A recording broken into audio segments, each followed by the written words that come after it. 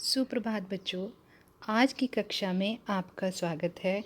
बच्चों, हमने आपको बिहारी जी के दोहे पढ़ाए थे, जिसमें हमने 4 दोहों की व्याख्या की थी। अब हम आगे के 4 दोहों की व्याख्या करने जा रहे हैं और आपको समझाने जा रहे हैं कि किस प्रकार बिहारी जी गागर में सागर भरने की क्षमता रखते हैं और अपने सभी दोहों में श्रृंगार, प्रेम और भक्ति के भावों का वर्णन करते हैं। तो चलिए शुरू करते हैं बिहारी जी के दोहे पाठ से।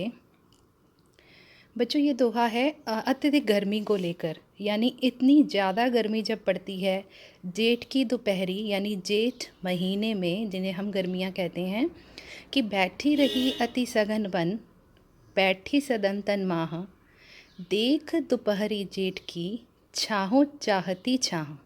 सघन मतलब घनी, वन मतलब जंगल, पैठी घुसना, सदन तन यानी घर में, जेठ यानी जून का महीना।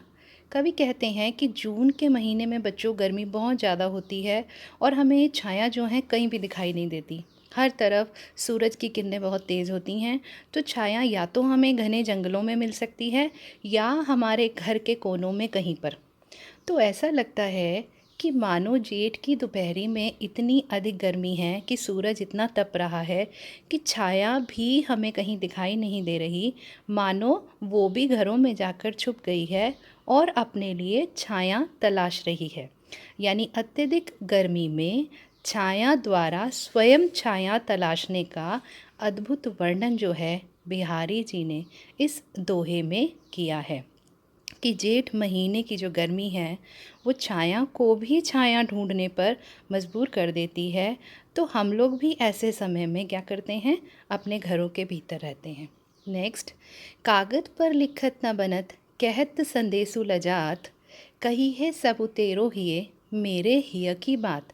इसमें नायिका के मन की दशा का वर्णन किया गया है कि जो नायक है, जो नायिका जो है, वो नायक से कह नहीं पाती है अपने मन की बातें। कागद यानी कागज़, लिखत ना बनत लिखा नहीं जाता, संदेशु यानी संदेशा, लजात यानी शर्माना, कही है कह देना, और हृदय यानी हिय। तो इसमें कवि कहते हैं कि नायिका जो है वो इतनी ज़्यादा व्याकुल है, इतनी ज़्यादा दुखी और व्यथित है कि वो अपने मन की पीड़ा को, अपने मन के भावों को कागज़ पर नहीं लिख पाती और संदेशा नहीं भिजवा पाती है, क्योंकि उसे लोक समाज का भय है। उसे लगता है कि लोग क्या कहेंगे। तो वो नायक से यह आग्रह करती है, वो कहती है कि तुम बिना कहे ही मेरे हृदय के भावों को समझ लोगे, क्योंकि तुम्हारे और मेरे मन की दशा एक जैसी है। यानी तुम्हारा और मेरा मन एक जैसा सोचता है, हमारी हालत एक जैसी है, इसलिए वो अपने मन की पीड़ा को, अपने मन के संदेश को ना तो वो कागज़ पर लिख पाती है, ना किसी के हाथ भेजना चाहती है। उल्टा नायक से ये अपेक्षा करती है कि नायक बिना कहे उसके मन के भावों को समझ लेगा, क्योंकि वो भी उन्हीं परिस्थितियों में से गुज़र रहा है। इस दोहे में बेटे ये श्लेष अलंकार का उदाहरण है और इसमें ये बताया गया है कि श्री कृष्ण जी और बिहारी के पिताजी, इनमें एक प्रकार की तुलना करते हुए बताया गया, यानी श्री कृष्ण को पिता के समान बताया गया है कि प्रकट भये द्विजराज कुल, सुबस बसे ब्रज आई, मेरे हरो कलेस सब, केशव केशव राई। द्विजराज होता है चंद्रमा या द्विजम ब्राह्मण को भी कहते हैं। सुबस यानी अपनी इच्छा से, केशव यहाँ श्री कृष्ण को कहा गया है और केशव राय जो है बिहारी के पिता का नाम है। तो इस दोहे में वो कहते हैं कि जिस प्रकार एक पिता अपने पुत्र के दुखों को दूर करता है, इसी प्रकार हे श्री कृष्ण, आपने चंद्रवंश में जन्म लिया और अपनी इच्छा से आप ब्रज में आकर बस गए, तो आप भी एक पिता के समान मेरे दुखों को दूर करें, मेरे कष्टों का नाश करें, मेरे लिए पिता बने। यानी यहाँ श्री कृष्ण को पिता के समान बताया गया है। और जो केशव शब्द है, इस केशव केशव राय, यानी यहाँ पर श्लेष अलंकार का बहुत अच्छा उदाहरण दिया गया है। श्लेष का मतलब होता है बेटे जब एक शब्द के साथ एक से ज़्यादा अर्थ चिपके होते हैं। तो इस दोहे में श्री कृष्ण को बिहारी ने अपने पिताजी के समान बताया है और उनसे अपने दुखों को दूर करने की विनती की है। उन्हें कहा है कि आप मेरे पिता के समान ही मेरे कष्टों को दूर करें।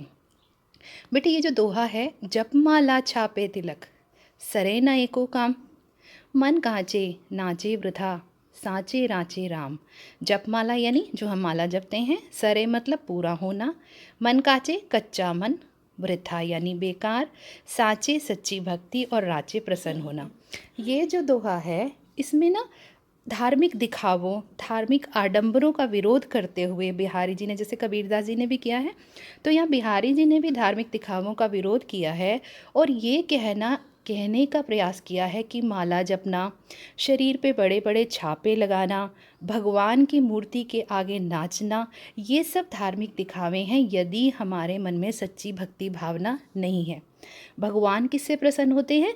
सच्ची भक्ति भावना से, यानी मन कांचे नाचे वृथा, साचे राचे राम। यानी जिस व्यक्ति का मन सच्चा होता है उसकी भक्ति भावना से भगवान स्वयं प्रसन्न हो जाते हैं। भगवान को प्रसन्न करने के लिए हमें इस प्रकार के बाह्य आडंबरों यानी बाहरी दिखावों की बिल्कुल भी ज़रूरत नहीं है। सच्चे मन में राम बसते हैं। हमारी भावना शुद्ध होनी चाहिए, हमारे कर्म शुद्ध होने चाहिए, तो ईश्वर जो है वो हम पर हमेशा प्रसन्न रहते हैं और हम पर अपनी कृपा दृष्टि बनाए रखते हैं। यानी माला जपना आदि दिखावों से कोई भी काम नहीं सरता है। तो बच्चों, हमने आपको ये दोहे समझा दिए। आशा करती हूँ आपको ये दोहे भली प्रकार से समझ आ गए होंगे। फिर भी अगर आपको कोई प्रॉब्लम हो, किसी बात को समझने में कठिनाई हो, कोई अर्थ ना पता चले, आप कमेंट बॉक्स में ज़रूर लिखिएगा। आपकी समस्या का समाधान करेंगे और कल हम इन दोहों का सरलार्थ यानी इनकी व्याख्या लिखेंगे। तब तक आप इन दोहों को पुनः सुन सकते हैं, इन्हें भली प्रकार से समझने का प्रयास कर सकते हैं। कल की कक्षा में इन दोहों के साथ, इन दोहों के कार्य के साथ आपसे फिर मुलाकात होगी। आपका बहुत बहुत धन्यवाद। आपका दिन शुभ हो।